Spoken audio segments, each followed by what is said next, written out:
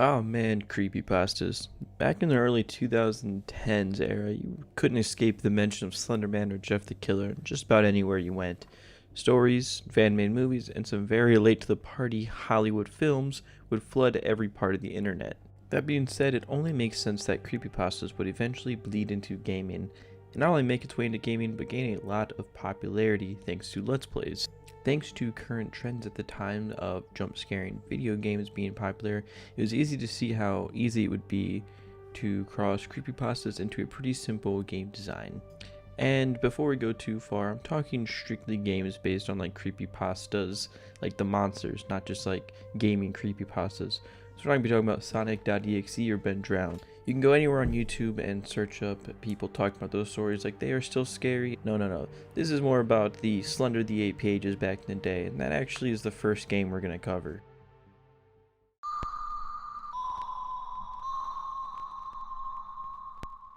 In a weird way, I kind of miss this game. Well, maybe not the game, but how interested I used to be in this topic back in the day. And on top of that, how much this game used to terrify me and my friends. I remember having this game on my shitty Toshiba laptop circa like 2010 and still playing this game and enjoying it so much. Staying at a friend's house, I opened the laptop and booted up Slender while all of my friends would take turns trying to finish the 8 pages without losing and equally terrifying everybody watching.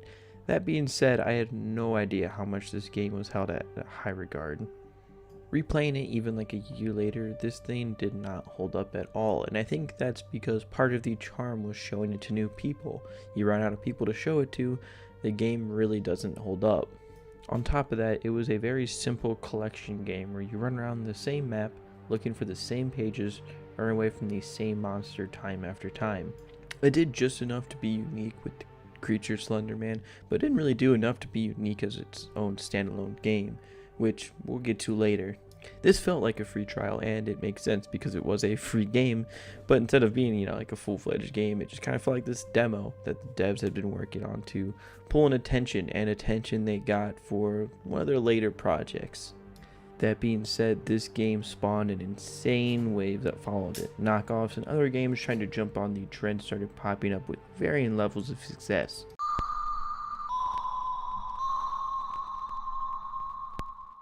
Okay, so for a while a bunch of exact copies came out that were the same concept, just different locations. Slender Origins was a series I semi-remember being shown. The actual Slenderman was a little bit more wonky, and some of the maps were based during the day, which kind of killed the whole spooky element. Seeing Slenderman during the day just wasn't very scary to me, even for the time. These would range from mediocre to just trash trying to jump on the trend of Slenderman games. For the time, it was kind of fun to play the exact same game on different locations just to experience something a little bit different, but at the end of the day, it was collect 8 items and you win, or even 6. I remember it just being around that area while trying not to get captured by the Slenderman. The worst part is it's very hard to code in Slenderman to have a sort of predictable curve, so sometimes you just randomly show up, no rhyme or reason, and kill a run, and that would be it. But overall, these are all extremely skippable and very much left for the time that they came out.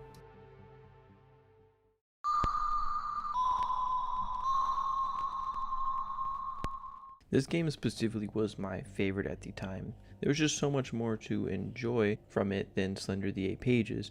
A, you have a better version of Slenderman with the sculpture, and to add upon that, there are multiple other SCPs to be afraid of, each with their own abilities. You can easily run away from the sculpture and close doors behind you to get distance and be safe, while other SPCs could just phase right through walls and doors while chasing the player throughout the lower levels. And this is all, of course, being made better with the blinking mechanic. Basically, you have a timer to blink, or you can manually blink to time it better. This is so big because the main SCP can only move if you aren't looking at it. So basically that means if you aren't timing your blinks well, that means instead of being in a pretty empty forest, you're on a multi-story lab that you can just feel is stored with secrets and new monsters to discover.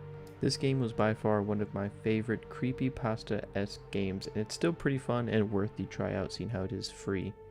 And for some reason, if you want to experience this, but on a multiplayer level, there's a multiplayer SCP game that's also free that you can check out. It's a little bit more interesting, but you can always meet some interesting characters, that is for sure.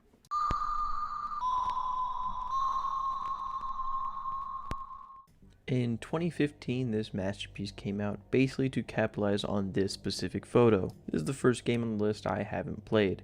I just don't really have a want to. This game looks like a hunt game based in a forest. Throw some cameras here, put some traps down over there, wait, and then shoot. Easy enough, I guess. The game just looks bad, but I remember it being played by a handful of content creators. The big pull for this one was that it was multiplayer, which was a pretty good spin on this genre. At the time, this was a great spin on the genre, with content creators at large just gave them a chance to co-collab and brought a lot of attention to the game. Unfortunately, it came at the expense of the game looking like absolute shit. The monster didn't even really look like the Rake, just kind of a weird alien. On top of that, the AI for the Rake was just all over the place, just sort of running around sporadically and looked completely off. Even though the Rake didn't gain as much popularity as Slender, it was still worth the mention.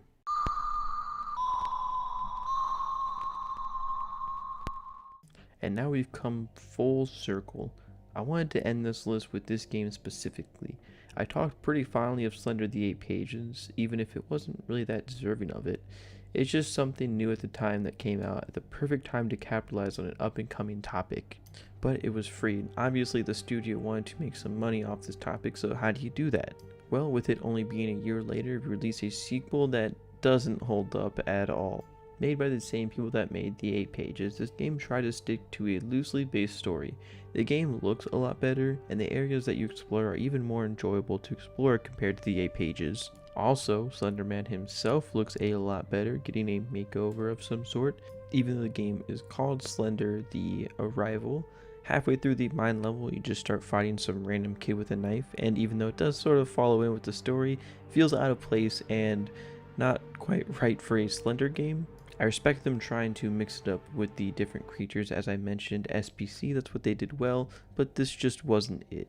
The game is frustrating, and at some points it just feels so unfair. The game doesn't just feel like a follow-up to the 8 Pages at all. All that being said, it just feels like a fitting end to this whole genre.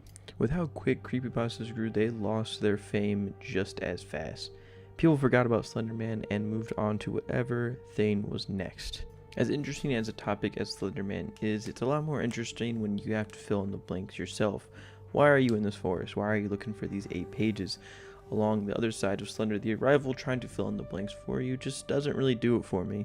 Even though this game was very disappointing, this whole creepypasta stunt that lasted a while got me interested in horror gaming as a whole. After playing some of the free-to-play horror creepypasta games, I would regularly search free-to-play horror games and found a lot of interesting new games because of it. This led me on to play Cry of Fear and Afraid of Monsters, the mod Paranoia, which I reviewed a few years ago on the channel. I guess there's anything to take from this. Even though the direct game might not have been great, it's nice to see the horror genre get the spotlight for a bit. And yeah, that's gonna go ahead and wrap it up for this subject. If you guys enjoyed the video, let me know. If I happen to miss any games based on creepypasta monsters, not just gaming creepypastas, let me know, because I genuinely was looking around and couldn't find too much. Obviously, when you search game based on creepypasta, you're gonna get a wide array of Sonic.exe type games when I was specifically looking for this, based on monsters type thing. Hard to explain. Whatever. If you guys enjoyed this, let me know, and I will see you next time.